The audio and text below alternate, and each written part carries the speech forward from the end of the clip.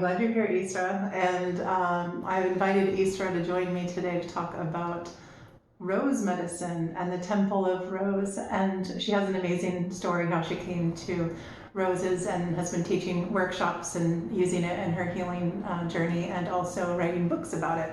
So Issrae, if you could just share a little bit how you came to Temple of Rose. Sure.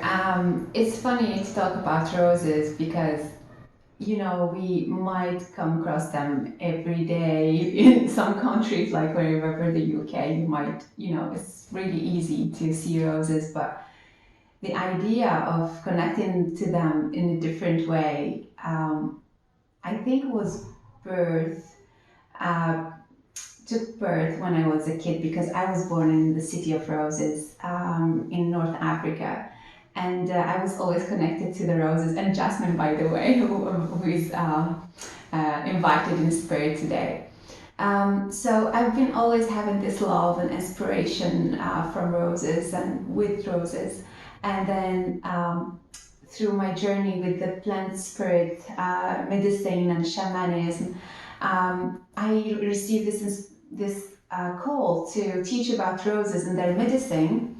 So I put out the call and people gathered, mostly women, they gathered, and I started teaching the first class.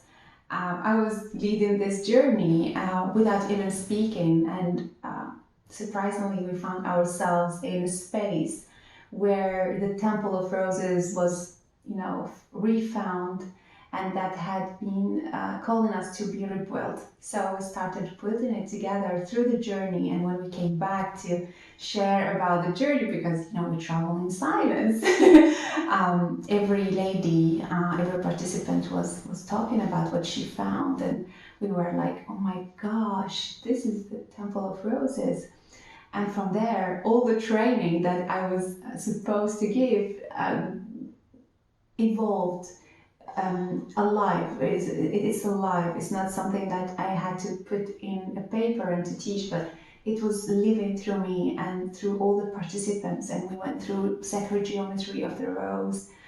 We learned about its colors, the resignification of colors. Is it really what we think it is, and so on. And the medicine for women and men. I think we're gonna talk about that. So anyway, it was a big journey. It's a big journey. So that's how all started and still going on.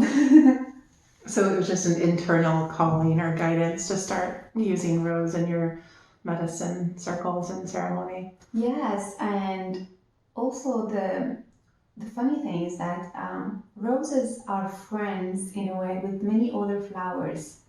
Talking about the jasmine, and I just came back from a pilgrimage in Egypt where the lotus plays a big role in the ancient traditions, ancient initiations. But the rose is also there. They found, I was recently reading about a statue of Isis that has been found in Italy, if I remember well, and she was holding a rose in every hand. So it's very interesting how the roses are always there, but also friending and befriending some other plants and other flowers. And that is in itself a teaching. We are not here alone. We are all living beings together in this planet, and we have to learn how to collaborate and cooperate. Cooperation is a big term in our modern times to be, brought again. Yeah, that's really beautiful. I actually have a lotus tattoo there too. So it's a big part of my background is Ayurvedic medicine, and lotus is obviously a big part of the symbolism and mythology and medicine in Ayurveda, ancient India, and Chinese medicine as well. And the synergistic qualities, like you're talking about, of the combinations of flowers and how they resonate with other flowers and ourselves. Like there's a resonance between certain plants and certain parts of our physiology, and this is why plant medicine works so well. There's a more subtle sort of energy frequency exchange that is happening, so they support certain aspects in our mind body spirit complex. But I also do healing work, and plants and crystals are things that come up often where I'll be working with somebody and all of a sudden it's like, use this plant, use a rose, use snapdragon came up the other day in a session, and somebody had been having a lot of, she has a tendency to speak really harshly. And I saw the snapdragon sort of like, sort of working in one of her chakras and helping align this this connection of communication through the throat chakra. So I love, how if we're attuned to it, plants and these natural elements will speak to us and let them know how they want to be used and how they can support us. That's beautiful. Yeah, there are two things that are coming to me when you speak about it. This is really important also to connect with the plants that come through the sessions, because it's like astrology. When we say that you are Pisces or you are Taurus or whatever, it's like you are entering a box. And roses for me, they get you out of the box. For example, we always associate the roses with the masculine, with the feminine, but it's also for the masculine. We associate them to the heart, but they are not only for the heart. Many, women feel their medicine on the womb, and sometimes even on the mind. They are one of the best clearers of the mind. So the connection with the plants, and especially with the spirit or with their essence, brings you this living in the moment where you are always listening to what is coming. So you are not only on preconceptions or following theory, to do sessions or to teach. You are always present. You have to be listening the whispers of the plants.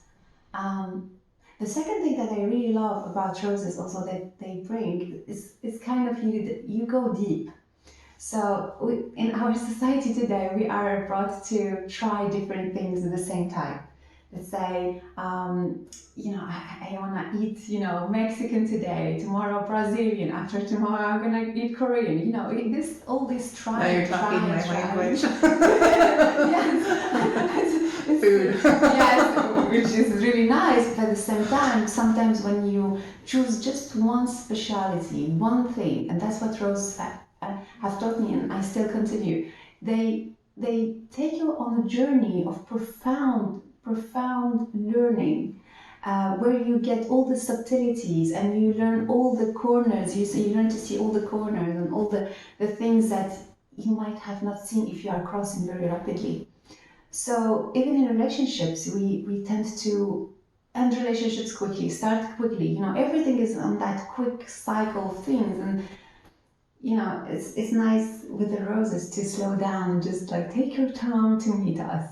Take your time, and that's what I have been doing, taking my time to meet them through the journey. In a funny way, roses are spirits, but they are not only spirits. I'm learning that even like this is new, like this is my journey this is recent from my journey to Egypt. I'm learning about the connection of flowers to the stars, and how they have been gifted to this planet for many reasons. And even the story of the lotus that have disappeared when the gods have left Egypt. Now the blue lotus has appeared again in the Nile, so announcing the return of the gods. So the cycle of the plants, the cycle of the appearance of flowers and roses in our life has also meaning. So today, if you are watching this and you are talking about the roses, lotus and jasmine, all these, they are calling you. They are calling you home, in a way. That's so beautiful, and there's so many points in that, but I love the subtlety of just this whispering that the plants can bring to us, and it's so important. I mean, there's so many things like the slowness in taking time in relationships, any relationship and friendship, but a lot of that being able to forge some sort of relationship involves listening.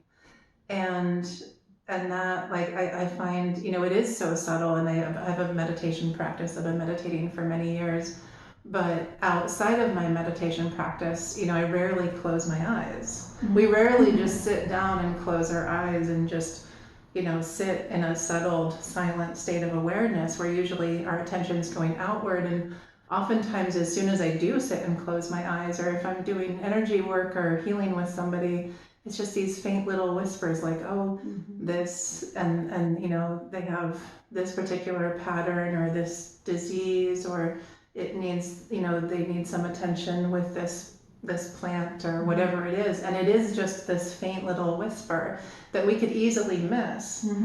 Both, about ourselves and other people. We're often given a lot of information that we just either don't hear or we dismiss, or we're just like, oh no, that can't be that, this isn't real, this is just our imagination. And I had an experience yesterday where somebody was telling me that like some of the experiences that I've had with spirit have just been in my head, and it's like, well, yeah, actually it is. It is in our mind, it is in our spirit. It's not something that's like we're going to get a text message or it's written down on paper. It's not being delivered always in a really obvious format. It's being delivered in these subtle channels of communication that we could easily miss. Yeah, it's beautiful what you're saying. It speaks to me, and that's the thing, which is like when something speaks to you, it opens all your kind of ways of perception.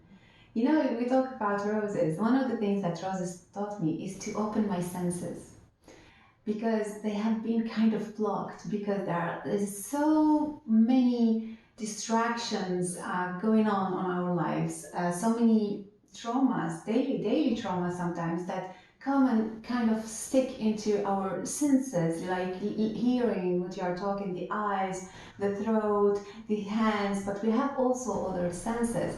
And with the roses, the effect that it plays on me is that effect of cleansing, but also widen your senses. Be open to what you perceive, to what you see, you hear, you sense. And even I gave a class about sensuality some months ago, of roses and what it means to be sensual. It's not related to the sexuality as we might know. I speak mostly French, but in French it's like,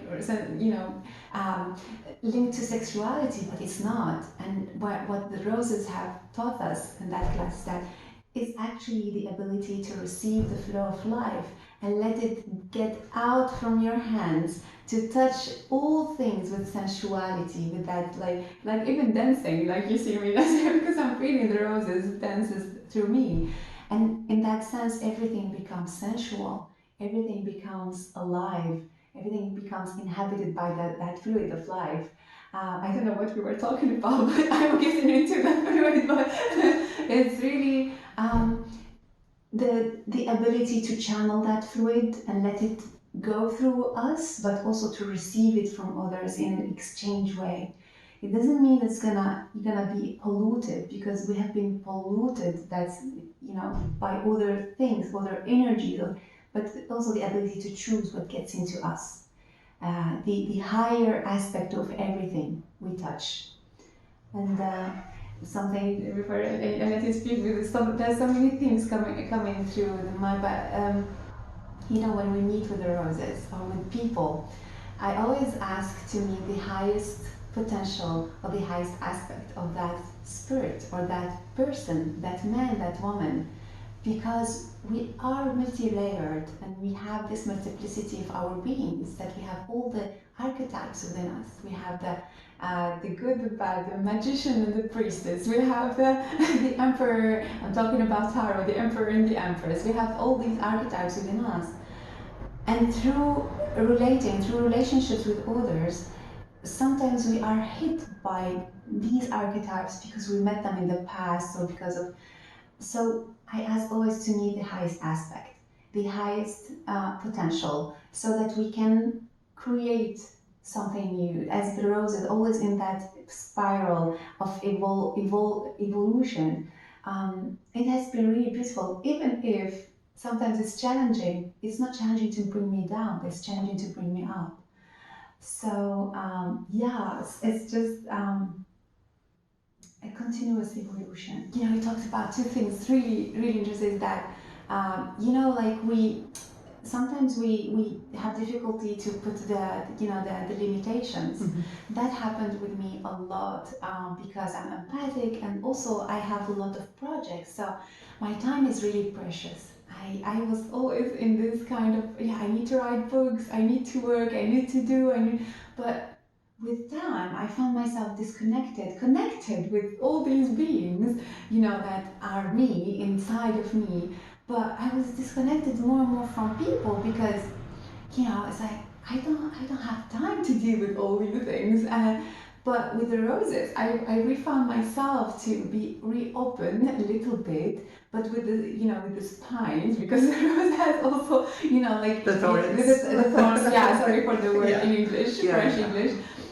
With the thorns, and just keep yourself and safe. But at the same time, even the thorns, in one of the journeys, I saw that the thorns are like an awakening call. When you touch a thorn, you're like, there is an awakening. So even when something happens in relationships, it's a wake-up call. A wake-up call to ourselves, to the present moment of my essence. And many people who learn through the pathway of the roses, the Temple of Roses, talk about going back to the essence. Because when you are filled with you, when you are really filled with you, there is no empty space.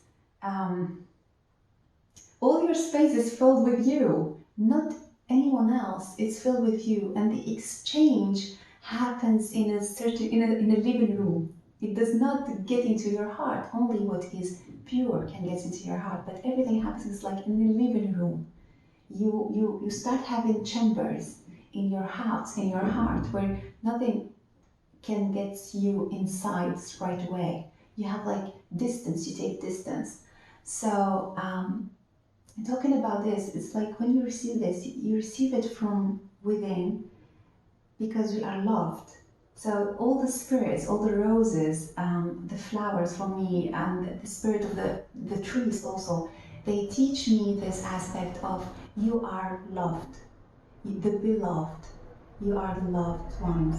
You are the loved ones. And that, understanding that we are loved, that we are cared for, that everything that happens in our life is for us, it's not against us, makes you able to settle within yourself and to not fly away from your own existence or your own body. And in that way, you become present to everything, to what happens around you, people that you meet, and you meet everything at that moment. Yeah, every element, every plant, flower, tree, there is so much beautiful energy in nature and all around us, that if we're open to everything, then becomes an experience of love. I love this, just coming from this place of fullness within yourself, and then again, slowly building a relationship and not just, allowing everyone and everything into your space. So it's really powerful, and I always need this reminder. And it's something, I won't go too deep into my personal experience with this, but even this thorn aspect and this idea that, sometimes things don't work out as we want them to or as we think they should go, but that is usually in our best interest. We're going to learn something and evolve. And I love this spiral idea of the rose and flowers, because in my experience, like what I've had a lot of problems with is interpersonal relationships and, dating, and not just romantic relationships, but with my friends and family. And I really, a few years ago in 2014, actually started working really diligently with a therapist and different healers on this dynamic. And I really had to change so many things in my life and totally approach everything differently. I stopped dating for a year, and then I started to slowly integrate back into trying to meet people. And it was like this, it was like never perfect, it's still not, but it's like this evolution, this spiral where it's like, okay, I'm going through the same thing, but I'm doing it a little bit better this time. Okay, same thing again, but I'm going to do it a little bit better this time. same thing again. But then we start to have these sort of leaps and bounds in our experiences, and it just gets, better or better as long as we're making some effort and moving in the direction of more love Yes. in the self. That's beautiful. Talking about the spiral, it's funny. Sometimes people tell me, oh, I thought I worked on that. Why is it coming back? And it's true, because we are moving in spiral. And actually, even, when you see in quantum physics, or, some researchers are talking about the different way of spiraling as a method to travel through time, even, and through space. So there is something magical in that spiral that happens. Even when you see, I don't know if you know about this, I think I put it on my book here. When the rose opens, you have the first petals, I don't know how they call it in English, but you have the green first petals, sepals, I think they call them, I forgot with the English, sorry.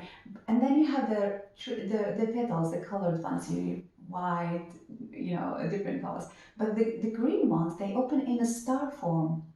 It's very interesting. They open in a star form, and then the rose with its petals, it opens in a spiral. And then inside, it opens just in one time, that pink, not that pink, but that yellow center, the sun center, I call it the sun, it opens just in one. So there is even when you study the geometry and the sacred geometry of how the rose moves or how other flowers move, you can translate that on our own evolution, on our own experiences through time, with some traumas, with some even relationships. You will see relationships also the same thing, going through the love, the spark, and then it's challenges, and then it's it's like, even when I'm doing this, I'm remembering the crown, making the soup of us, the soup of creation, where we are all being melted and worked out. So I think the key word in this is really patience. A rose cannot open before time and not after its time. It opens at the right time.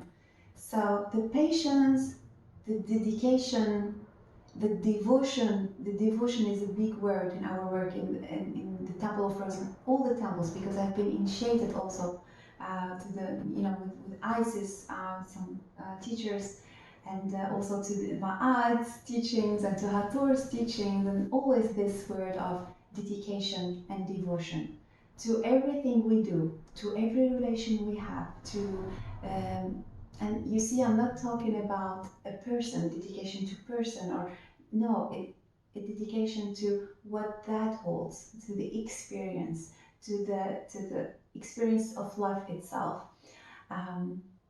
So I don't know how I came to this, but what was your question again? I don't know if I had one. We're just talking about the beauty of life. The movement of the rose, and that's spontaneity is another teaching of the roses.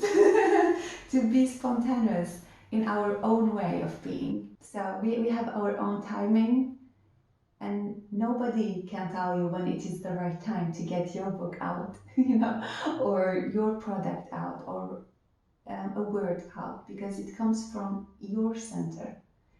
And that is what turns your world around. We have to go back to that. How do you advise people to tap into their intuition, this inner knowingness that guides us, to what to do next? What is our path? Silence. Silence.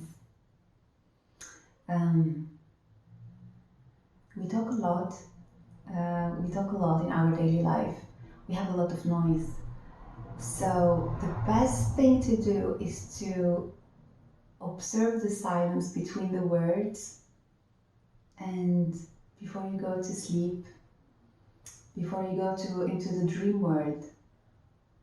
It's all again about listening to the silence, because when you listen to the silence, you will see what can emerge within it, and from it. And instead of, even like intuition, I see people searching for something, always running after something, even the intuitive insights. So sometimes you don't have to look for anything, you just have to be there and show up. Talking about that this morning, I was leading a small group of photography to, I lead a group of mindful creative photography, and this morning was about flowers, spring flowers. And I was there taking pictures, and one of the participants was lying down in the floor, and she was just beautiful, mixing with the green grass and the trees. She was really beautiful, and I just like sit there watching her, and then I took my camera, and this is like slow way and creative way of taking pictures. I do that, and then I put my camera down, and here I go. I see a pencil in the middle of the grass, a new pencil waiting there, and I'm like, I pick it up, and I'm hearing this, okay, you're on the right path. Why? Because I'm writing about the plants at the moment, I'm trying to write about the cosmic origin of the plants. I don't know if it's going to be a book or a course or whatever, but I'm just writing. I'm just showing up, doing the job. And that pencil coming in at the right moment where I'm taking pictures about the flowers and the mix of, the beauty of the humans. And I just showed up, and the sign emerges, and I'm like, oh, wow, yeah, my intuition is telling me this, okay. And all people are seeing me with that pencil, like with my eyes so happy, so happy. She's like, why is she happy with that pencil? I'm like, you don't know what is this? It's a big confirmation. But yeah, it's just be present and trust what is coming. Yeah. It's so beautifully said, and it's exactly, it's interesting. My background is, again, Ayurveda and Vedic science of consciousness and technologies of consciousness. And in Vedic science, there's a principle, it's called Aparashaya Bhashya, which it's basically the commentary on creation, and it's the silence and dynamism, the divine masculine and feminine,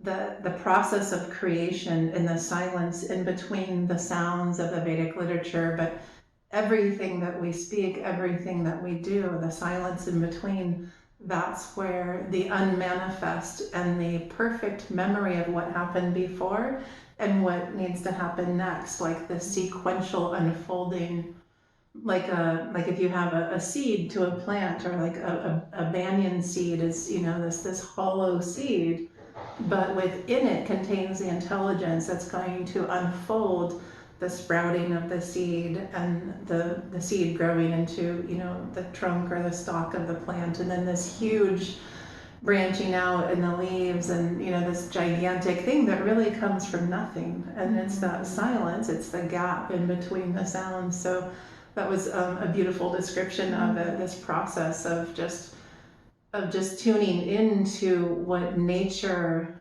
has in store for us. And when we attune to that, then things unfold perfectly and sequentially. And then we find a pencil in the grass. Yes, exactly. That's our reward. Yeah. But sometimes we do need this external validation to, again, trust those little whispers of, this guidance and nudging and direction that is coming to us. And to trust that what we're doing is on the right path. Yes. So it's beautiful. This is really interesting. You just you give me this image in my mind. This is an exercise we do in the Temple of Roses too. Look at the petals as our own archetypes and own values. And if we don't know all the petals that we hold, we cannot differentiate which sound is coming from, which voice is coming from. So this work of knowing the different archetypes, we did a project, and it's going out soon, I hope, on Kickstarter, about the archetypes, the feminine and masculine archetypes. Because if you get mixed within who is speaking within me, we learn that we have only one personality, and that if you have two, we call you schizophrenic. And I think we are polyphrenic, like Jane Houston said also, we are polyphrenic. we have to. Meaning we're multidimensional. Exactly. We're multifaceted, multidimensional, and to try and lock into one personality or, social construct of who we are, it just doesn't. It no longer, doesn't fit for most of us. Exactly. Because we're growing and evolving as a species. Totally. And you will see these different archetypes getting out at certain moments, certain relationships, and you start to see the need behind their expression. And slowly, you go up and up and up until you arrive to that celestial, sometimes angelic, for some people, pure essence, oversoul that you are, and you start expressing yourself from there. So now, as I am talking, I'm expressing myself as the rose. I do not become Issrae, the editor or the publisher or the therapist and so on. I am becoming the rose. I am talking the language of roses. And even if I let myself go, because this is an attribute, I can even sing, I can even dance, because flowers sing. If you hear their songs, they are beautiful. If you just smell them, you become ecstatic, and that there is no words for that. Words become limited. Everything is vibration, everything is song, and it's so, I think, important to note also that this is within sort of the broad umbrella of plant medicine. Mm-hmm. And these experiences are not dependent on psychedelic medicine, psychedelic plant, psilocybin, or ayahuasca. I remember you were here. I had some people, a small gathering at my house a few months ago, and we were talking about spirit and our connection with spirit, and people were like, "Were you on ayahuasca? Like, wait, you did this without without tripping?" And it's like, yeah, I haven't used like that kind of plant medicine in almost 27 years. And our energy system and consciousness and what is possible, the sacred geometry, we can tap into that through our consciousness and really become those magical qualities like you're talking about, becoming the essence of the rose. Yes. Can be expressed through you. Yeah. The essence of the jasmine. For me, I get a lot of animal, for lack of a better word, assistance or guidance or, just support. Like elephants and Ganesh comes up frequently when I'm working. But if I'm working with somebody else, then the spirit of animals that are relevant to them, what they need at that time, because that's the other thing, it's timing. Mm-hmm. We don't always need the elephant. Sometimes we need, the butterfly or something, like small, like a spider. And there's just different qualities, and these are all the vast expression of intelligence that is in nature. Yes. And I feel like sometimes, people have this fear of any particular modality, or it's like, oh, that is, that can't be of God because God is just this one particular thing, but it's all coming from the same field of intelligence and energy and source. It's all divine. Yes. But it's knowing when and how to use it. Yes. I don't know if it's about knowing, but to let us be and live through it. So, giving you this example, I am the rose all the time, every time. If I am collaborating with other plants and other deities, as I work a lot with Hathor as being my goddess, my mistress kind of. But at the same time, if we collaborate, because there are 3 levels of working with spirits or with plants, let's say. You have to use, we use the word use, plants. We can collaborate, and that is, different form. And there is the merging, you merge, fusion, merging with that plant, becoming that plant. And these 3 steps, everyone takes a different way of working, talking about using the flower, roses are very much produced, in Turkey, and it's one of the Bulgaria or so. Yeah. But at the same time, do we need to take the rose to work with the rose or to collaborate with the rose? Not necessarily, because every being is the embodiment of cosmic principles, of cosmic way of being in a way. So they are all kind of doorway to our own true essence, relying on spirit um, for our own kind of misbeing, or it's kind of like relying on our father and mother forever. So we have to become sovereign in a way. This is the role. And that's why, for example, I don't know if I told you, but I have suffered from the Lyme disease for some years. And, we take plants and we have to rely on plants, but at the same time, not for long, because your body kind of does not assimilate them anymore or gets used to them, and they do not make the effect. So you have to change them. So there is kind of, for every moment, there is the right collaboration and the right merging, so that you can remember your essence and who you are. And here we enter to the realm of the miracles, or what we call here in the miracles, where everything is possible. So being the rose, becoming the rose, is becoming cosmic, becoming the cosmic being, relying on the cosmic principles, on the divine principles. So yeah, this is the using, whether you use them every day or like you use 1 kilo or 1 gram or for whatever, for me, it's not enough. It's not the collaboration I'm seeking in that sense. This, and correct me if I'm misunderstanding or misinterpreting this, but for me, it's a very similar thing. The energy of crystals is very strong, and I get, audibly when I'm working information about crystals and why to use them and when to use them and where to use them. And so it's like crystals and gems speak to me, and I don't have to have the physical crystal or gemstone. Exactly. Like we don't have to have a physical bouquet of rose or petals. Exactly. It's the essence, the energy, the spirit of these, these things that are found in nature. And it's like the consciousness, or I don't even know if angel, I don't know what the right terminology for, but I call upon, the consciousness, these energies that are found in specific crystals or plants. And this is what I use when I practice. Exactly. So imagine this same type of connection that you can build with planets, talking about astrology.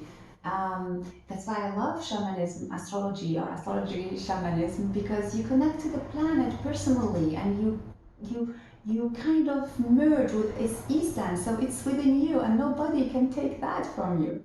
It's just you tap into that with confidence, with trust and faith, and that will come through you. That will shine through you, like the roses. Yeah.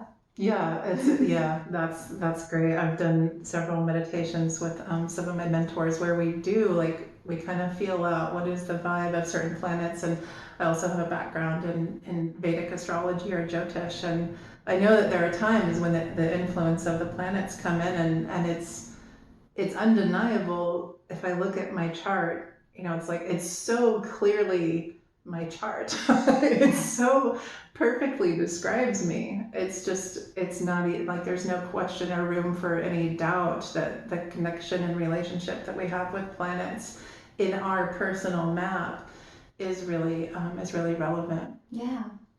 It's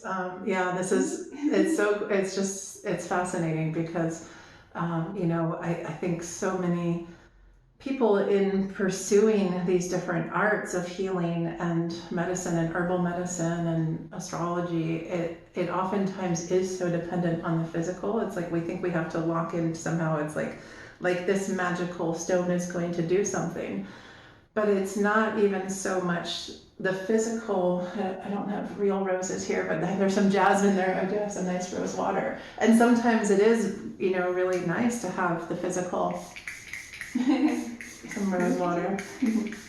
And to use that aspect of it as well, but it's the consciousness, it's the underlying intelligence, specific frequencies of, this is somehow going to positively affect the emotions, or this is somehow going to balance out and enliven, maybe purify some negative emotions or thoughts.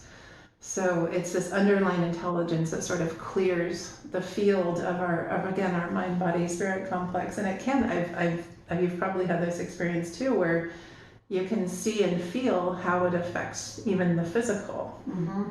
And it's very profound. And oftentimes people reference the placebo effect when they're talking about, especially, crystal healing and this sort of thing. But in many ways, the placebo effect even further proves that our consciousness is very powerful. What we put our attention on grows. Mm-hmm. And there is consciousness of everything, plants, crystals, animals, everything in nature, planets, they all have certain vibrations or frequencies of consciousness. So tapping into that with discernment, and again, not necessarily even like knowing, but there is an element of trust that totally. Coming back to that. And also working consciously with something, as I think it's really interesting to close with that it's really important to eat consciously, and when you do, you find yourself that you ate not much, but you are feeling filled. Sometimes I don't do it because I love food. I do it consciously, but I love food. If I could eat it. But I am consciously choosing to have another handful of popcorn right now, or another bite of chocolate. That's another beautiful aspect of process. You awaken your senses, and so not having much, but having just a little quality. And that's again the thing: quality over quantity. Quality of interactions with spirits, with people, quality of food, quality of life, of the breath that we have, the air we have, everything. Quality over quantity is really the key. Absolutely.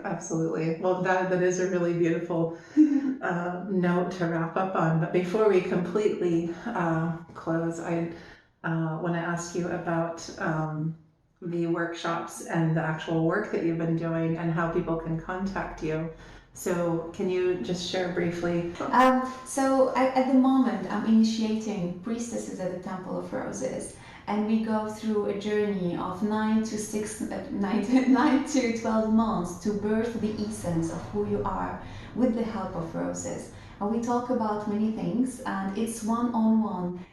When you feel that you can meet the other priestesses, you can, but it's really one-on-one, because I found that the quality over the quantity is really important to, like, the quality of the companionship that we can have, knowing what are the needs of the initiate is really important. So I'm doing that at the moment. I'm having some priestesses on training. I'm having also some books going out. One of them is about mindful creative photography. I hope it gets out soon. One also about the archetypes of feminine and masculine, to get to know them, and do they really exist, and how to navigate between all these principles to get into the oneness of our being. And another project coming up about the Arabic letters, because I was born in North Africa, so the Arabic language has always triggered some things in me, and I want to dive there and to understand the mystic of every letter in the Arabic letter. So I have so many projects coming, and but also like some teachings going on always. So yeah, just check my websites and you're gonna find these projects, books, cards, and classes that I'm offering. And you're doing tarot workshops still? Tarot workshops are like my leisure activity sometimes in Lisbon, to meet with other people, because I work most of the time online, and I have an activity in Lisbon coming in about ancient Egypt. We are going to discover the presence of ancient Egypt in Lisbon. So the first journey of the 3 is coming in 1 week, and it's gonna mix like mystical teachings with spiritual principles and with journaling and photo. So it's gonna be a really beautiful day we're gonna spend together. That's really cool. I didn't know the connection, but there's so much rich history in Portugal in general, especially with Northern Africa. Yes, and the presence of Egypt, ancient Egypt here, there were some passionate people about Egypt here. So Okay, well, I'll post links to everything that Issrae just mentioned in the description as well. And yeah, thank you so much for sharing about Temple of the Roses. It wasn't so much an interview as it was a discussion. Free-flowing, not planned, just discussion about it. But it was really beautiful, and I'm glad that we had this chance to talk about it. And yeah, the Temple of the Roses is something that's very appealing because I feel myself and other people just so called to use rose medicine often. It's such a subtle but powerful medicine. Thank you. Thank you for inviting me. Thank you for allowing me to say that the Temple of Roses is open to all people, and it's not just about some lineages, because sometimes we link the rose to some lineages, and I'm here to say that it's not just one lineage, it's about the rose, not just about the feminine, it's about the rose. Follow the rose. So, thank you. All right. Thank you, Issrae.